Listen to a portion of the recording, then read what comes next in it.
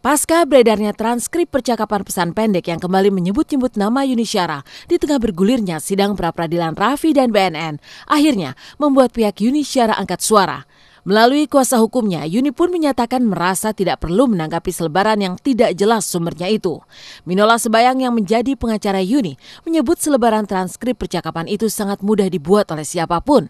Dalam transkrip yang menggunakan bahasa Jawa Timur khas daerah Malang itu, seorang yang ditulis sebagai petinggi kepolisian meminta informasi tentang Raffi dan keterlibatannya dengan narkoba kepada seorang yang ditulis sebagai sosok Yuni Syara. Dan pada akhir percakapan SMS tersebut, wanita yang ditulis sebagai Yuni Syara meminta agar Raffi segera ditindak lantaran telah menyakiti hatinya. Lantas apa kata Minola Sebayang?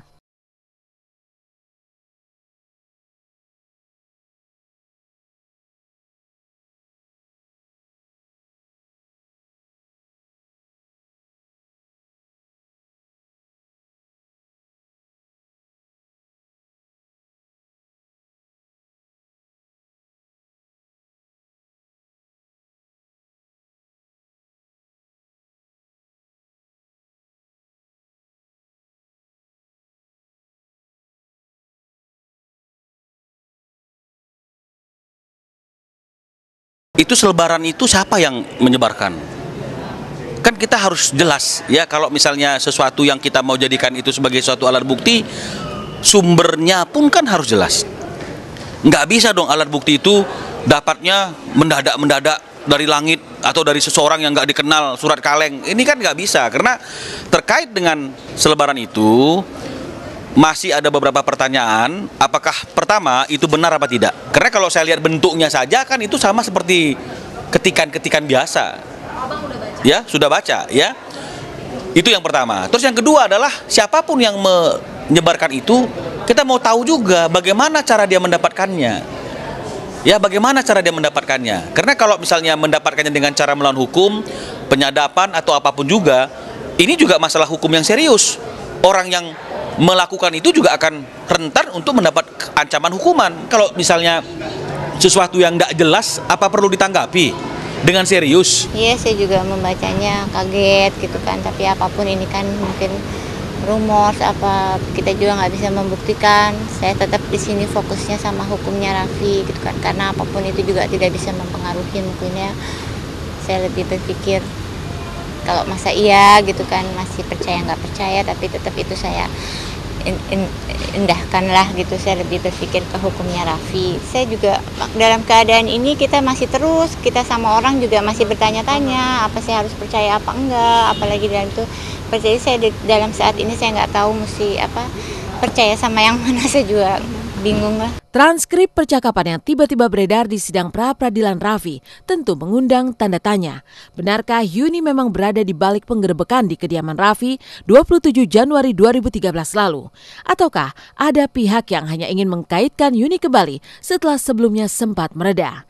Dan rumor miring ini pun semakin kencang saat Hotman Paris Hutapea yang juga kerap memberi masukan kepada ibunda Raffi terkait kasus ini bercerita bahwa Raffi telah mengetahui bahwa ada pihak yang sedang mengawasinya. Satu hal yang pernah curhat sama saya adalah soal bahwa memang ketakutan digrebek itu sudah mereka takutkan kalau sekitar 4 bulan itu. Kenapa mereka tahu akan digrebek itu? Karena si Raffi berhasil menemukan adanya SMS dari seorang wanita ya kepada teman dekatnya yang seorang berpangkat tinggi ya, minta agar rumahnya Raffi digrebek. Beredarnya selebaran SMS berisi percakapan itu seolah ingin kembali menyeret Yuni Syara dalam pusaran kasus Raffi Ahmad.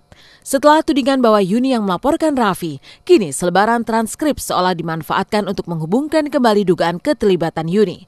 Apalagi sebelumnya, Raffi juga sempat menolak ditemui Yuni di BNN dengan mengatakan, Yuni tahu apa yang telah dia perbuat kepada saya. Adakah ini semua berkaitan? Sedikit bang, sedikit bang, mungkin sedikit bang. Belum bang, sedikit bang.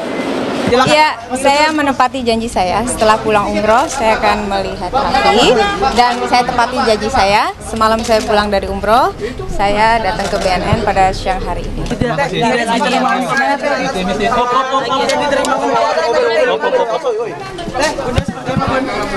Oke. Alasannya begini, saya kutip nih kalimatnya.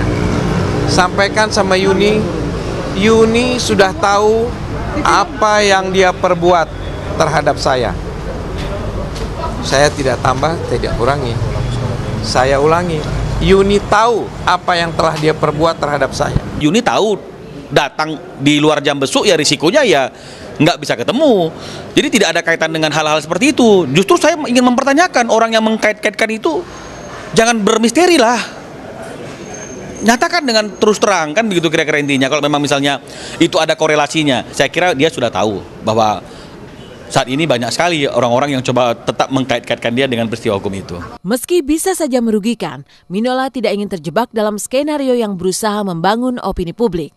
Oleh karena tidak jelas sumbernya, ia juga enggan menanggapinya secara serius. Apalagi sampai harus membawa perkara ini hingga ke ranah hukum.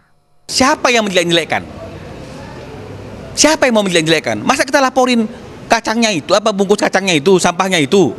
Nggak bisa dong, nggak bisa dong. Print-print mau dilaporin, nggak bisa dong.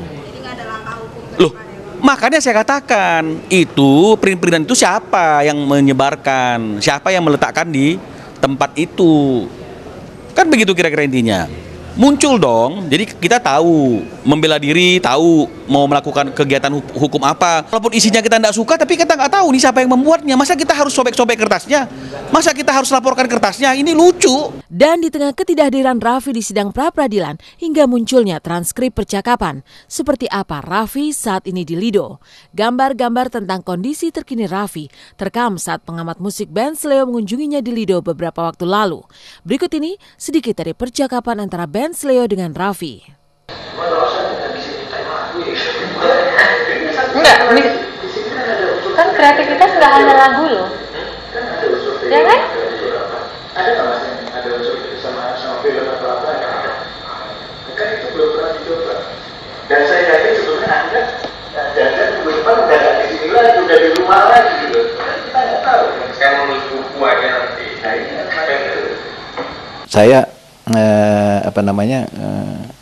oleh BNN dianggap cukup dekat dengan beberapa kalangan seniman itu, sehingga saya dibolehkan untuk ketemu.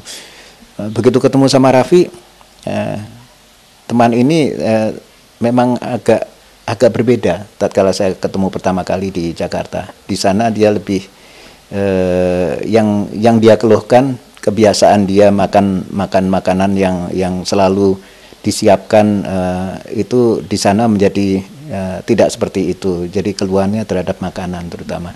Kemudian keluhan yang lain adalah masalah kreativitas, karena dia biasa sosialisasi yang kuat sekali dengan beberapa rekannya, sekarang terpisah sama rekannya. Sepertinya ada yang ingin menyeret kembali nama Yuni Syara dalam pusaran kasus Raffi Ahmad.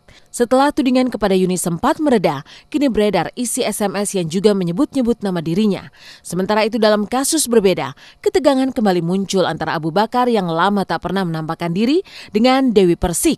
Tapi mengapa tiba-tiba saja pria yang mengaku pengusaha asal Kalimantan ini merasa terhina oleh ucapan-ucapan DP? Benarkah jika gagal melakukan perdamaian, Abu Bakar siap meladeni Dewi di pengadilan?